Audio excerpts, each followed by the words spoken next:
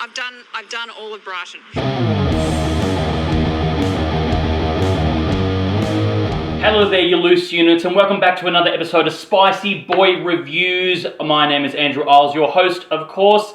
Hope you've been well, hope you're looking after each other. We're going to get straight into it today. Now, this is a movie I really didn't want to review when I heard it was going to come out, but fuck it, there's stuff all else out at the moment, so we're just going to get straight into it. Today's review is called Chaos Walking. In the distant future, on a new world that humans have colonized, Todd has been brought up to believe that the native aliens known as the Spackle had released a germ that killed all the women and unleashed the noise, which is an Adobe effect that makes men's thoughts visible and out on display.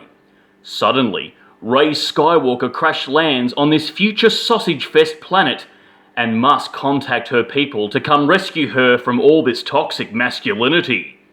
Peter Parker joins her on the run as an angry mob of dudes hunt them down for reasons. There's chaos chasing, chaos running, but most importantly, chaos walking through the plot. Yes, and that is a synopsis for Chaos Walking, the huge blockbuster that this studio thought it would be. It's directed by Doug Liman, I believe that's how you pronounce his name.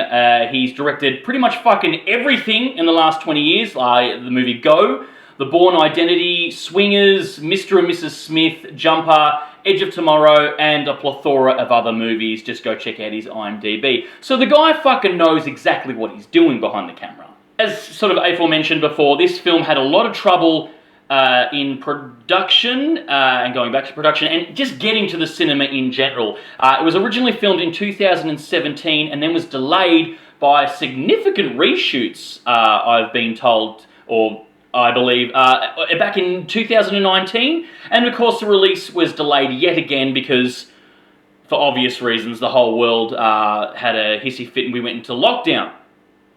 So it's been a long road to get to the cinema, but here we are. It stars Tom Holland, of course, who is the lovable lead, and this guy is pretty much popping up in every fucking movie these days, ever since he was in Marvelous Spider-Man. You know, he's a non-threatening, funny everyman, he's lovable and all that sort of stuff.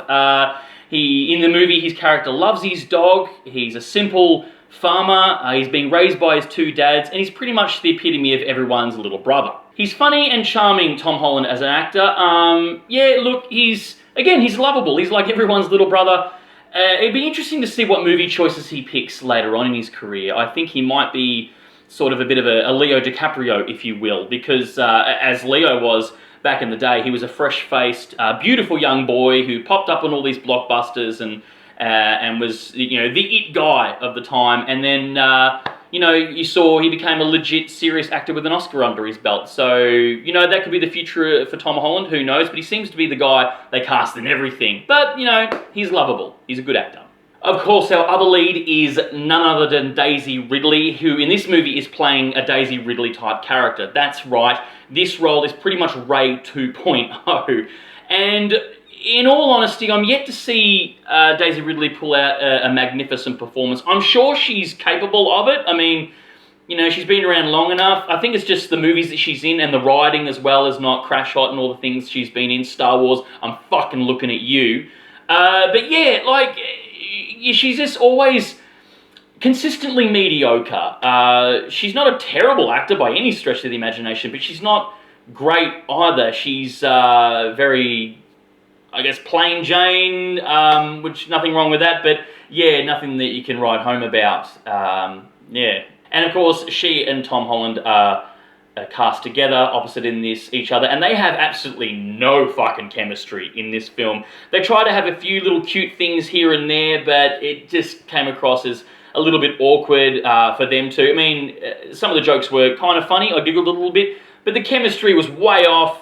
Obviously, it's what they've done, especially when this film was originally filmed in 2017. They just took the two biggest stars of that year, Daisy Ridley and Tom Holland, Spider-Man and Rey Skywalker, and they just fucking mashed them together and just hoped that a blockbuster would come out, and a blockbuster this ain't. Mads Mikkelsen pops up as the town mayor, and is he playing a bad guy in this film? What do you fucking think? Of course he is! Mads Mikkelsen is fucking great in everything. He elevates every film that he's in, even when he's sleepwalking through his part, like this film. I don't think that guy has ever delivered a shit performance, even when he doesn't give a fuck about the film that he's in. He's solid in everything. You know, he's born to be bad. He's the go-to bad guy, probably because he has a weird accent and he's foreign and he's interesting looking, so of course he's going to play a fucking bad guy. But he does that role so well. He's kind of this generation's Alan Rickman, you know, go-to bad guy. Yeah, he's fucking great, even though it's obvious that he didn't give a shit about this role. Now, of course, for those of you who don't know, which I'm sure you all do, this film is based on a series of books, a trilogy, if you will. And as far as I'm aware, this film is based on the first 2 books. I don't know anything about the books. I've never read a single one of them. I went in going cold because a movie, I've got to review it. So, yeah, I don't know how the fan base feel about this. I haven't read any blogs or any chat rooms or anything like that. But honestly, I don't think this is going to get a sequel because, as far as I'm aware, this is not doing too well at the box office.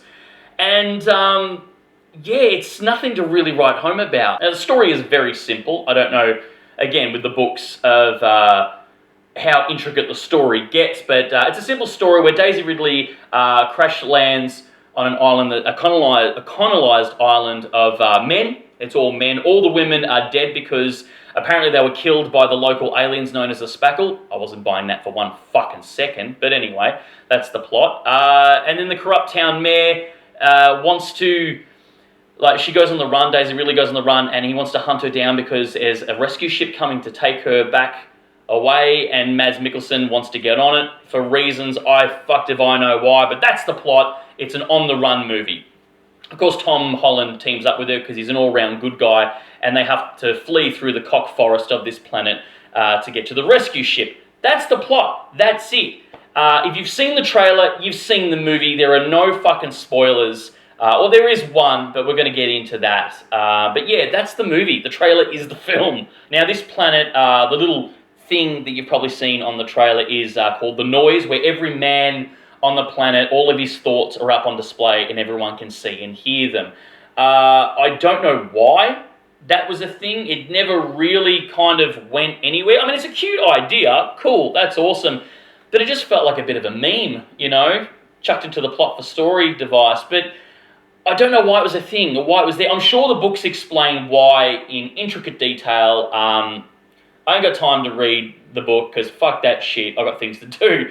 But yeah, I don't know why that was a thing that they had to have their thoughts on display, like the planet made that happen to all the guys on the planet. But I don't know why. I guess because men are evil and we want to see what they're thinking. It just sounds like a third wave feminism's fucking wet dream, honestly, you know, because we want to cancel people for their thoughts now instead of just what they say and do. How very Orwellian. So, spoiler alert, just warning you, again, I saw this coming a fucking mile away, and you probably did too. But again, I have to warn people because they're all going to get there. You know, Nick is in a twist about it if I didn't preface it with spoiler alert. But the massive reveal is all the men on the planet are shit cunts because the local aliens known as the Spackle didn't kill all the women with the virus. In fact, it was the men.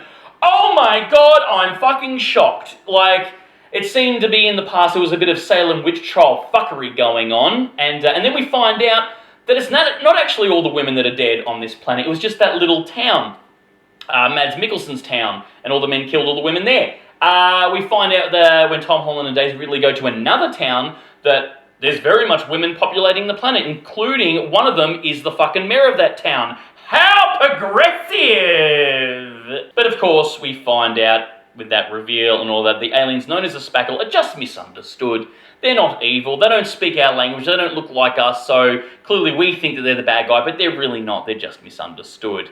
Even Daisy Ridley's character pointing out at one point that the aliens, like the humans are the aliens, because they're the one that invaded the Spackle's home world. Metaphor alert! I don't know about you, but I had a fucking concussion by being hit over the head with how heavy-handed that metaphor was. Now, I remember the marketing of this film was pretty big, if memory serves, leading up to its release. I think because the studio thought it was going to be a massive blockbuster hit, but I don't know if they even saw the fucking film. Or it was the same film that I saw anyway.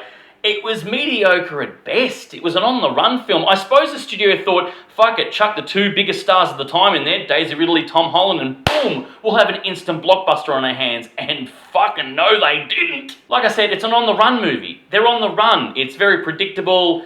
The reveal, I suppose, the semi-reveal was like, I saw coming a mile away. The heavy-handedness of the metaphors in it, like, oh, whatever. And Daisy Ridley being Daisy Ridley, Tom Holland being, lovable Tom Holland. It was whatever. There's so much better young adult fiction adaptations out there. This one, not so much. Like Insurgents, those films, the trilogy, way better. I mean, you might be a fan of that, you might not be, but I thought they were way better than this piece of shit. With the cinematography, it's a very cold feeling movie. The majority of the film spent in a wet forest, with a lot of wet weather, I guess, it was very cooling. I guess I kind of liked it because I love bushwalking and I love hiking, so that was nice, I suppose. But if the cinematographer wanted to set the tone of a very wet, cold film, then fucking goal achieved, mate. Anyway, the film was okay. It wasn't complete shite. I'm being a bit harsh on it, but it wasn't the epic blockbuster that they wanted or they were betting on. It's just a big budget midday movie, honestly. And I don't think it's ever going to get a sequel, unfortunately, for anyone who's a fans of the books. It was mediocre at best. Like, as I said, there was better young adult fiction adaptations out there. I don't know what they were thinking with this film. Did they think that the premise would carry the whole movie and chuck two big stars in there and hope for the best? Fucking probably. That sounds like Hollywood studios to me.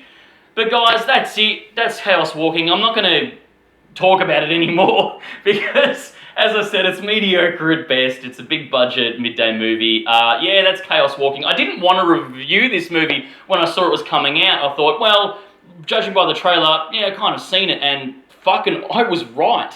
But hopefully next week we have better released movies that I can review or whatever. So anyway, guys, that was Chaos Walking. You know what? Write down below, what's your favourite young adult fiction adaptation? Like Aragon, the Insurgents movies, fuck it, even Twilight, whatever. There's a fair few of them. It's the thing that Hollywood wanted to do. Like, it felt like 10 odd years ago, it was the go-to. Instead of remakes and reboots, they were just taking young adult fiction books with a solid sort of foundation of fans and just fucking made them into big screen adaptations. So there's heaps of them out there. Write down below what your favourite one is or what your guilty pleasure one is. And give the episode a like. Give me a subscribe if you could, please. I'd love your support. And as always, kids, stay spooky.